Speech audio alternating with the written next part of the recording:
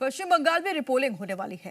विधानसभा seat का नाम है फाल्टा, जहां पिछली बार बवाल हुआ था, कानून व्यवस्था को ठेंगा दिखाया गया था, लेकिन इस बार सत्ता बदल गई है। मुख्यमंत्री शुभेंदु अधिकारी ने फाल्टा से टीएमसी उम्मीदवार जहांगीर खान को सीधी और खुली चुनौती दी है और लोगों से कहा है कि बिना डर और निष्पक्ष होकर वोट डालें। फाल्टा के लिए शुभेंदु का प्लान जीरो क्या है, जानने के लिए देखिए हमारी ये रिपोर्ट।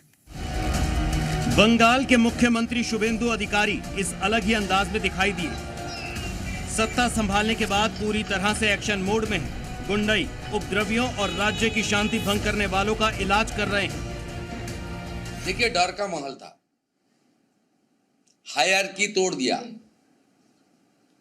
कोई सिस्टम नहीं था, डिसिप्लिन खत्म। अब शुभेंदु ने टीएमसी के पुष्पा को ललकारा है। डायमंड हार्बर में खड़े होकर फाल्ट से टीएमसी के उम्मीदवार जहांगीर खान को चुनौती दी है। कहा है कि इस पुष्पा को अब मैं देखूंगा। और कोथाय गेलें तथाकथित पुष्पा नाकी नाम,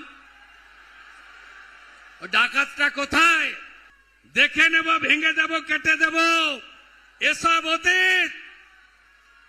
कोथाय पुष्पा?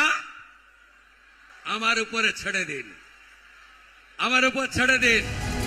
फाल्टा विधानसभा में 21 मई को रिपोलिंग होनी है। पिछली बार यहां बवाल और अनियमितताओं के चलते चुनाव रद्द हो गया था, लेकिन टीएमसी के उम्मीदवार जहांगीर खान उस वक्त सुर्खियों में आए थे जब उन्होंने आईपीएस अजय पाल शर्मा को चेतावनी देते हुए कहा था, ये यूपी नहीं है और ना ही यहाँ यूपी का कल्चर है, यहाँ पर बंगाल का कल्चर है, इसीलिए कोई सिंघम नहीं चलेगा। अगर वो सिंघम है तो मैं भी पुष्पा हूँ। शुभेंदु ममता के भतीजे अभिषेक बनर्जी के गढ़ डायमंड हार्बर में थे।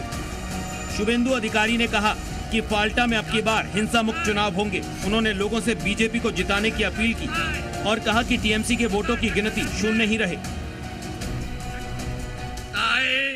1 লক্ষ মার্জিন চাই আর চাই শান্তিপূর্ণ ভোট।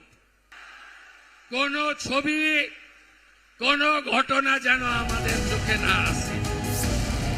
मुख्यमंत्री शुभेंदु ने पुलिस अधिकारियों को आदेश दिए हैं। कहा है कि पेन पेपर लेकर बैठ जाओ।